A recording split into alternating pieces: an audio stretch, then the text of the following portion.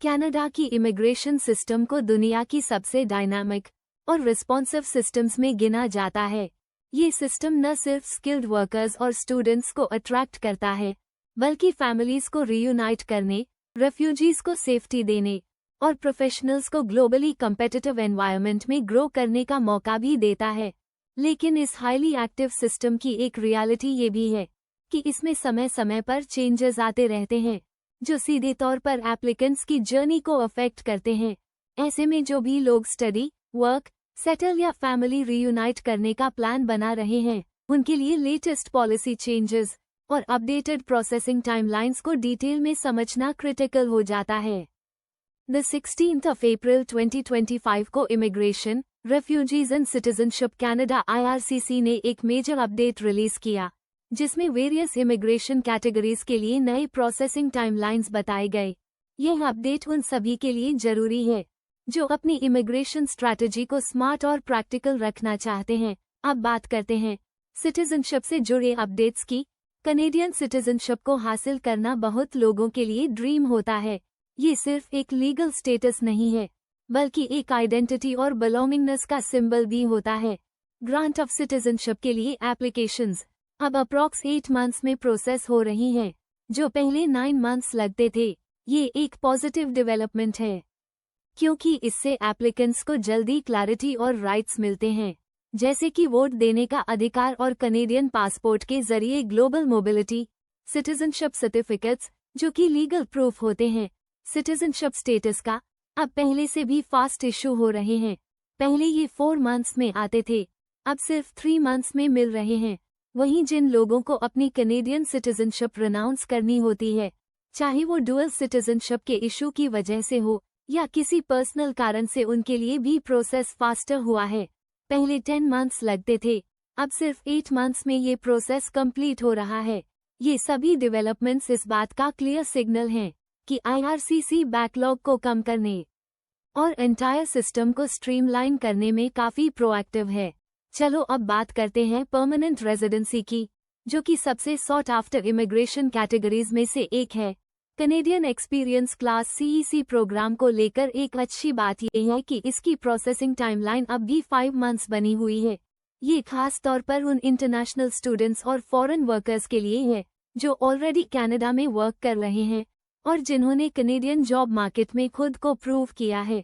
दूसरी तरफ federal skilled worker programme FSWP की टाइमलाइन थोड़ी बढ़ गई है। पहले ये 5 मंथ्स में प्रोसेस होती थी, अब अप्रॉक्स 6 मंथ्स लग रहे हैं। हालांकि यह इंक्रीज बड़ा नहीं है, लेकिन कम्पेटिटिव पूल और स्ट्रिक्ट डेडलाइंस वाले एप्लीकेंट्स के लिए ये क्रिटिकल हो सकता है। प्रोविंशियल नॉमिनी प्रोग्राम PNP के एक्सप्रेस एंट्री स्ट्रीम में अप्लाई करने वाले कैंडिडेट्स के लिए अच्छी खबर है कि उनकी प्रोसेसिंग टाइमलाइन अब 7 मंथ्स से घटकर 6 मंथ्स हो गई है। यह इम्प्रूवमेंट खासतौर पर उन लोगों के लिए रेलेवेंट है जो किसी स्पेसिफिक प्रोविंस से नॉमिनेशन हासिल करके जल्दी स्टेटस पाना चाहते हैं। दूसरी तरफ non express entry PNP streams में कोई बदलाव नहीं हुआ है। इसकी टाइमलाइन अभी भी 21 मंथ्स बनी हुई है, जो कि काफी लंबा वेट हो सकता है। ऐसे एप्लीकेंट्स को ये समझना जरूरी है कि अगर उनका करियर या फैमिली प्लान टाइम सेंसिटिव है, तो उन्हें एक्सप्रेस एंट्री रूट प्रेफर करना चाहिए। इसके बाद अब देखते हैं टेम्पररी वीज़as की तरफ।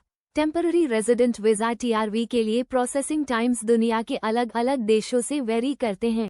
इंडिया से आने वाले विजिटर वीज़ा एप्लीकेंट्स के लिए करंट टाइमलाइन अप्रॉक्स 18 डेज है, जो कि बहुत ही एफिशिएंट और फास्ट प्रोसेस माना जा रहा है।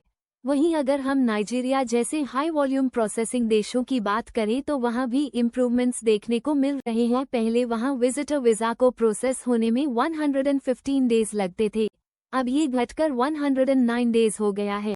इसी तरह सुपर वीज़ा, जो कि कनेडियन सिटीजन्स और परमानेंट रेजिडेंट्स के पेरेंट्स और ग्रैंड पेरेंट्स के लिए है, उसकी इंडिया से प्रोसेसिंग टाइमलाइन पहले 127 डेज थी, अब इसे घटाकर 114 डेज कर दिया गया है।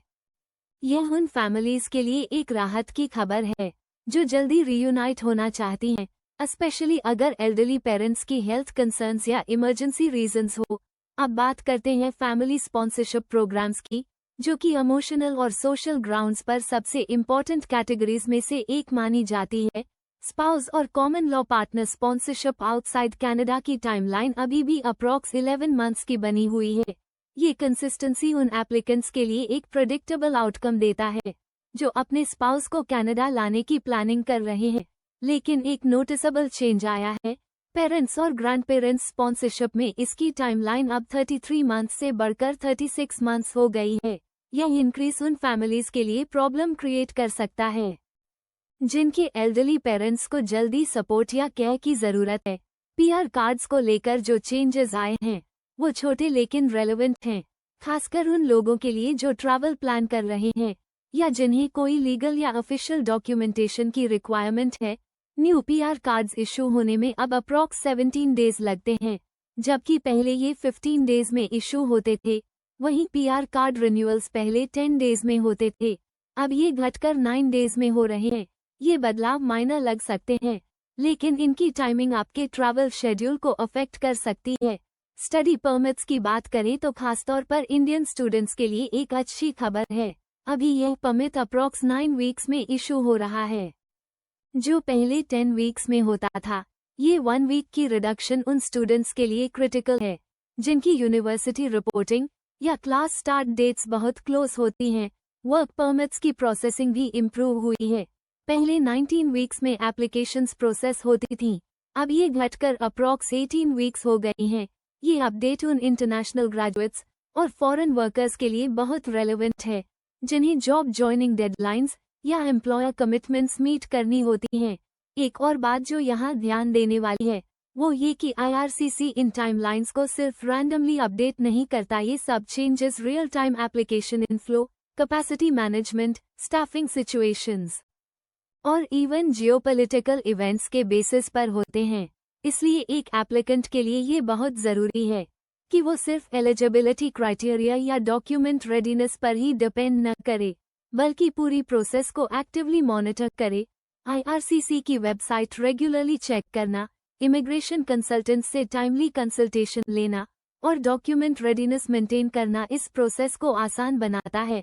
अब इसका मतलब ये है कि जो भी कनाडा सेटल होने का सोच रहा है, चाहे वो स्टूडेंट के तौर पर हो, स्किल्ड वर्कर के तौर पर या अपने परिवार के साथ रीयूनाइट करने के लिए, उसे पैसिव नहीं बल्कि प्रोएक्टिव अप्रोच अपनानी होगी। इमिग्रेशन सिर्फ पेपर वर्क नहीं है, ये एक कंप्लीट प्लानिंग, स्ट्रैटेजी और इमोशनल जर्नी है। टाइमली प्रिपरेशन, प्रोसेस अंडरस्टैंडिंग और पॉलिसी अवेयरनेस से ही ये जर्नी स्मूथ बन सकती है। IRCC का अल्टीमेट गोल यही है कि वो एप्लीकेंट्स को एक प्रेडिक्टेबल, ट्रांसपेरेंट और एफिशिएंट एक्सपीरियंस दे सके। इसके लिए एप्लीकेंट्स की भी जिम्मेदारी बनती है कि वो अपना biometric, police clearance, medical examination और फाइनेंशियल डॉक्यूमेंटेशन समय पर पूरा करें, क्योंकि इमिग्रेशन सिर्फ एक लीगल अप्रूवल नहीं है, ये एक नई जिंदगी की शुरुआत है और इस नई शुरुआत को स्मूथ, सक्सेसफुल और स्ट्रेस फ्री बनाने के लिए सबसे जरूरी है अपडेटेड रहना। अब चलते हैं अगले पॉइंट पर, आपकी एक्शन प्लान की।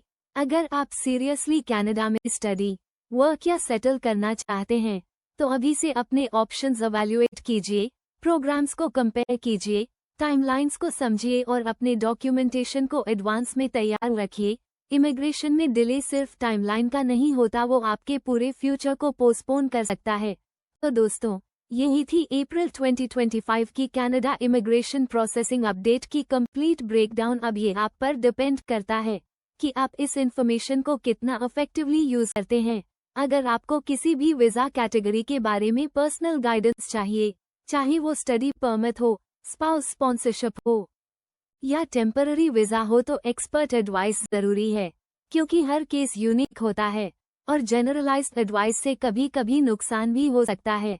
आपका इमिग्रेशन ड्रीम आपकी मेहनत और प्रिपरेशन पर आधारित होता है और ज़ील इमिग्रेशन आपके साथ हर कदम पर है। Let's make your global journey a success informed, prepared और कॉन्फिडेंट तरीके से।